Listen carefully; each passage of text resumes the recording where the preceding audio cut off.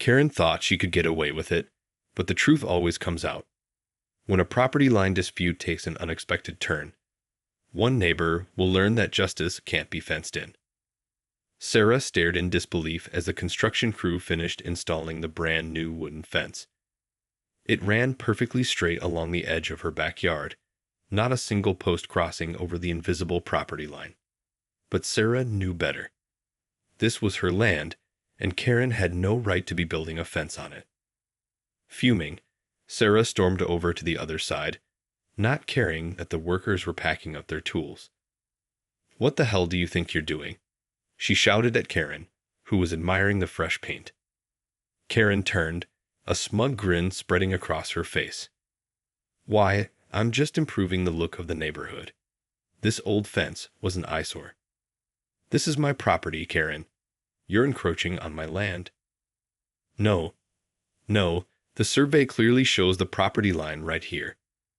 Karen gestured proudly at the fence. "I double-checked everything. This fence is 100% on my side." Sarah felt her blood boil. "That's a lie, and you know it. We've lived here for 15 years, Karen. I know exactly where that line is." "Well, apparently your knowledge is outdated." Karen folded her arms, clearly enjoying Sarah's distress. "I had a professional surveyor come out. The results don't lie." Frustrated, Sarah whirled around to face the crew. "You need to take this down immediately. This is my property." One of the workers shrugged apologetically. "Sorry, ma'am, but we were hired to install the fence. Our contract is with your neighbor, not you." "But," Sarah sputtered, at a loss for words. Karen cut in smoothly. "I'm afraid there's nothing you can do. The fence is up. The property line is established. If you have a problem with it, you'll have to take it up with the city." Sarah felt her stomach drop. She knew the city bureaucracy would be a nightmare to deal with, and Karen was counting on that. This was no innocent mistake. Karen had deliberately encroached on her land, banking on the fact that Sarah wouldn't have the time or resources to fight it. "This isn't over, Karen," Sarah warned, her voice shaking with fury. "You're going to pay for this." Karen just laughed. "We'll see about that."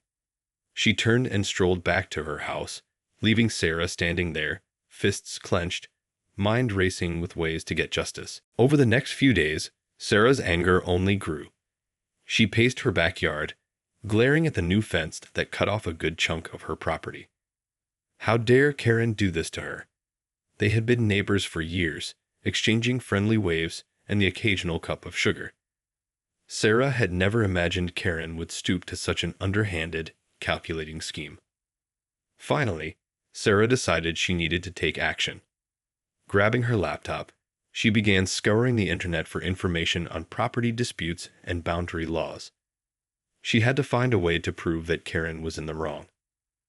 Hours later, Sarah's eyes were bleary, but she felt a surge of hope. According to the city records, the property line had been clearly defined in the original survey when their houses were built. Sarah had a copy of that survey tucked away in her files, and it showed the boundary running several feet farther than Karen's new fence. Clutching the papers, Sarah marched next door and pounded on Karen's door. When her neighbor answered, Sarah thrust the documents at her. "I've got the original survey right here, Karen. It shows the property line on my side of that stupid fence." Karen's eyes widened momentarily before narrowing into a glare. "That survey is outdated. The new one I had done takes precedence." "Outdated? This is the official record." Sarah cried in exasperation. "You can't just ignore it because it doesn't suit your little land grab." "Well, you're welcome to take it up with the city," Karen replied coolly. "But good luck getting them to overturn a professional survey. You'll be wasting your time." With that, she slammed the door in Sarah's face. Seething, Sarah stormed back home. Karen was right. The city bureaucracy was notoriously slow and unhelpful when it came to these kinds of disputes. And with Karen's doctored survey, Sarah knew it would be an uphill battle to get them to side with her. But she wasn't about to give up that easily. This was her property, and she was determined to fight for it, no matter how long it took. She would find a way to expose Karen's lies and get that fence removed, even if it was the last thing she ever did. Over the next few weeks, Sarah became a woman possessed. She spent every spare moment researching property laws, making phone calls, and gathering evidence to support her case against Karen. She collected old photos showing the original fence line, tracked down the contact information for the surveyor who had done the original property survey, and even reached out to longtime neighbors to get statements about the true boundary. Meanwhile, Karen seemed content to sit back and let Sarah stew. She waved cheerfully whenever their paths crossed, the picture of smug satisfaction. Sarah resisted the urge to confront her again, knowing it would only play into Karen's hands. She had to stay focused and keep building her case. Finally, after weeks of tireless effort, Sarah felt ready to take her evidence to the city. She marched into the planning department, paperwork in hand, and demanded to speak to someone about the disputed property line. The clerk listened patiently as Sarah laid out the details, then shook her head sympathetically. "I'm sorry, ma'am, but it looks like your neighbor followed all the proper procedures. The new survey she provided clearly shows the fence is on her side of the property line." But the original survey, Sarah began, only to be cut off. "I understand your frustration, but the city has to go with the most recent professional assessment. Unless you can provide a more recent survey that contradicts Karen's, there's nothing we can do." Sarah felt her heart sink. "So you're saying there's no way to challenge this?" The clerk gave her an apologetic look. "I'm afraid not. The law is pretty clear on these matters. If you want to contest the property line, you'll have to take it up through the courts. But that's an expensive and time-consuming process, and the odds aren't in your favor." Dejected, Sarah trudged out of the office, mind racing. She couldn't believe the city was just going to let Karen get away with this. It was so unfair, and the thought of having to go through the court system filled her with dread. She simply didn't have the time or money for a drawn-out legal battle.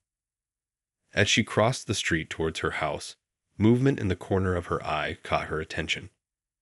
There was Karen, standing in her front yard, gazing smugly at the new fence. Sarah felt a surge of anger and frustration. This wasn't over. She refused to let Karen win. Somehow, someway, she was going to find a way to take that smug grin off Karen's face, even if it was the last thing she ever did. Over the next few days, Sarah's frustration only grew.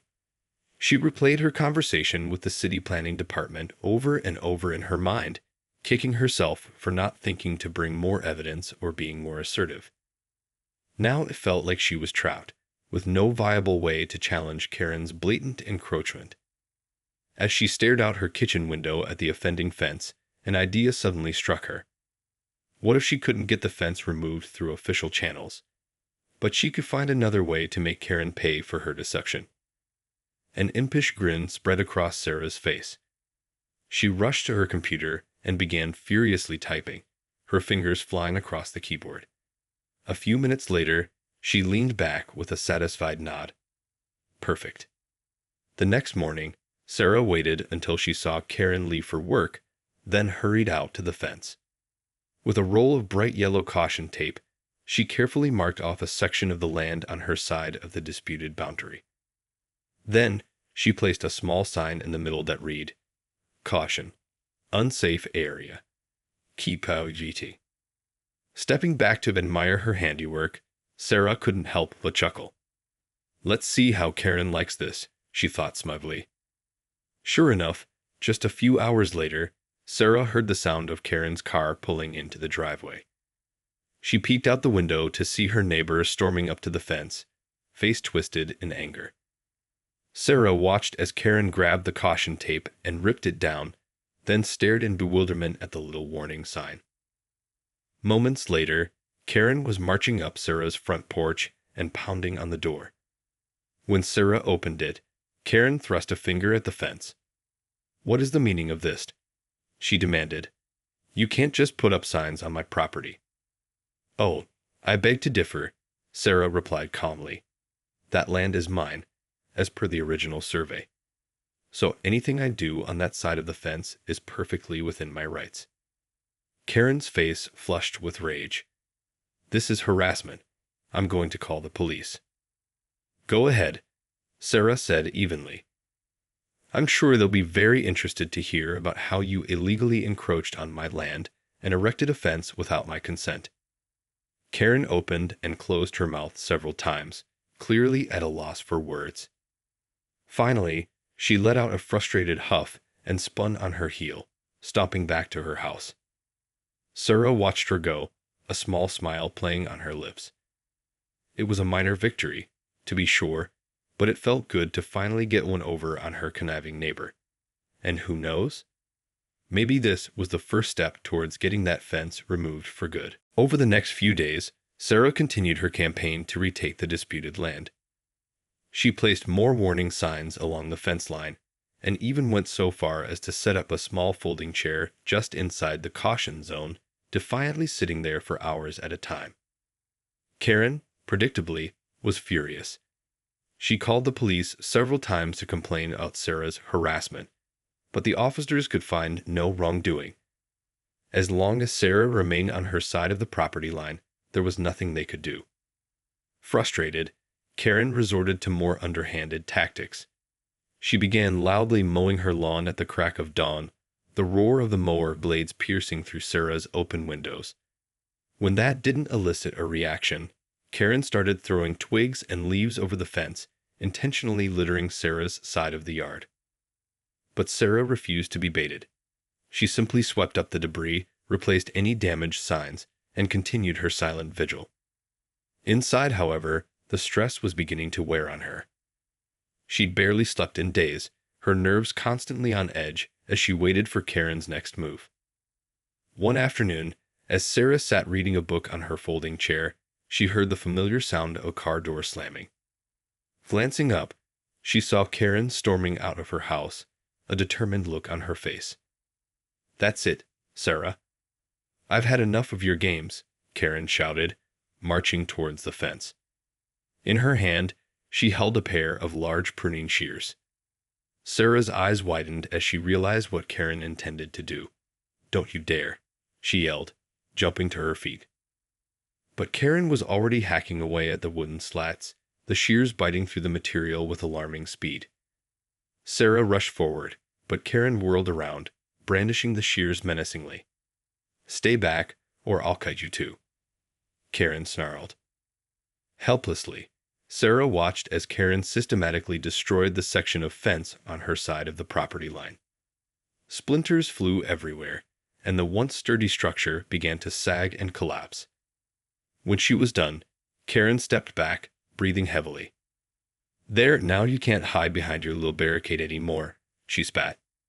Sarah stared at the ruined fence, her hands shaking with a mix of fury and fear. She knew Karen had crossed a line, but part of her worried about what retaliatory action the woman might take next. This was quickly spiraling out of control. As Karen stomped back to her house, Sarah sank down onto her folding chair, head in her hands. She had to find a way to end this, before it destroyed them both. In the days following Karen's destructive outburst, Sarah was at a loss for what to do next. The ruined fence section remained a tangled mess in her backyard, a constant reminder of her neighbor's brazen disregard for the law. Worse, Karen had turned the situation into an all-out war. She began parking her car directly in front of the gap, preventing Sarah from accessing that part of her property. Whenever Sarah tried to go near, Karen would rush out and start yelling obscenities, daring her to try and move the vehicle. Sarah knew she needed to take legal action, but the thought of navigating the court system filled her with dread. She'd already been to the city planning department, only to be dismissed. What chance did she have of winning a protracted legal battle against Karen's deep pockets and ruthless tactics? Feeling increasingly hopeless, Sarah confided in her close friend, Emma, who listened with growing outrage. "This is ridiculous. Karen can't just destroy your property and get away with it," Emma fumed. "You have to fight back, Sarah. Enough is enough." Sarah sighed heavily. I know. but the city won't help, and taking her to court could cost me a fortune. I don't know what to do." Emma's brow furrowed in thought. Well, maybe there's another way to hit Karen where it really hurts. Suddenly, her face lit up. "I've got it. What if you charge her rent for that section of the fence she destroyed?" Sarah stared at her friend in confusion. "Rent? But that's my land." "Exactly," Emma exclaimed. "Since she's illegally occupying it, you should make her pay for the privilege. That'll really stick it to her." As the idea sank in, Sarah felt a glimmer of hope. "You know, that's actually not a bad idea. Karen thinks she can just bulldoze over me, but maybe hitting her in the wallet will make her think twice." "Absolutely." Emma nodded enthusiastically. "And the best part is, it's totally legal. You're not doing anything wrong. You're just asserting your property rights. Karen's the one who's out of line here." Sarah felt a surge of determination. "Okay, let's do it. I'm going to send that conniving witch a bill for rent on the land she's stolen. Maybe that will finally get her to back off." Grinning, Sarah hurried inside to draft the first invoice. This was her chance to fight back, and she wasn't going to let it slip through her fingers. Karen was about to learn a very painful lesson about the consequences of messing with Sarah. Over the next few days, Sarah meticulously calculated the rent she would charge Karen for the disputed section of land. She factored in the size of the area, the local property values, and even a penalty for Karen's unlawful encroachment. When she was done, the monthly bill came out to a staggering $500. With a triumphant smile, Sarah printed out the invoice and marched next door. She could see Karen peering out the window as she approached, no doubt anticipating another confrontation. This time, though, Sarah was the one with the upper hand. She rang the doorbell and waited as Karen cautiously opened the door. "What do you want now?" Karen huffed. "I have something for you," Sarah said coolly, holding out the invoice. "This is the first month's rent for the land you've been illegally occupying." Karen's eyes widened as she snatched the document from Sarah's hand. "What is the meaning of this?" she spluttered. "It's simple," Sarah replied, crossing her arms. "Since you've taken over a portion of my property, you owe me rent. $500 per month, to be exact." "You can't be serious," Karen exclaimed. "This is outrageous." "Oh, I'm deadly serious." Sarah fixed her neighbor with a steely gaze. "Either pay up, or remove your car and get off my land. Those are your options." For a long moment, Karen stood there, mouth agape. Then, her expression contorted with rage. "This is harassment. I'm calling the cops." "Go ahead," Sarah challenged. "They'll be very interested to hear about how you destroyed my fence and are illegally occupying my property." Karen let out a frustrated growl, then slammed the door in Sarah's face. Sarah couldn't help but grin triumphantly. The ball was firmly in her court now. Over the next few days, Sarah watched with growing satisfaction as Karen's car remained parked in front of the gap in the fence, untouched. Clearly, her neighbor was seething, but unwilling to budge. Sarah knew it was only a matter of time before Karen cracked. Sure enough, a week later, a letter arrived in Sarah's mailbox. It was a check for the full $500 rent, along with a furious note from Karen demanding that Sarah cease her harassment immediately. Chuckling, Sarah deposited the check, then promptly sent another invoice for the following month. This was far from over. She was going to milk Karen for every penny until that fence was restored and her property rights were fully respected. Over the next several months, Sarah and Karen's feud escalated into an all-out war. Sarah continued to diligently send her neighbor monthly rent invoices, and Karen, despite her protests, dutifully paid them. The money proved to be a powerful bargaining chip for Sarah. She used it to pressure the city into taking a closer look at the disputed property line, and even hired a private surveyor to conduct a new assessment. The results conclusively showed that the fence was encroaching on her land. Armed with this new evidence, Sarah marched back to City Hall and demanded action. This time, the officials took her seriously. They ordered Karen to remove the offending section of the fence and restore the proper boundary line. Reluctantly, Karen complied, grumbling the entire time. As the crew dismantled the final wooden slat, Sarah watched with a triumphant smile. Karen had been humbled, forced to concede defeat in the face of overwhelming proof. The satisfaction Sarah felt was palpable. Justice had been served. When the work was done, Sarah approached a sullen Karen, who was glaring at the freshly exposed plot of land. "Well, I hope you're happy," Karen spat. "This has been a complete nightmare." "Oh, I'm ecstatic," Sarah replied coolly. "You learn a valuable lesson here, Karen. You can't just bully your way through life, taking what doesn't belong to you." Karen shot her a withering look. "Yeah, well, don't expect an apology. I still think the survey was rigged." "Believe what you want," Sarah said with a shrug. "But the important thing is, this is my property again. And if you ever try to encroach on it, I won't hesitate to take you to court." With that, she turned and headed back to her house, feeling lighter than she had in months. The ordeal had been stressful and exhausting, but in the end, she had emerged victorious.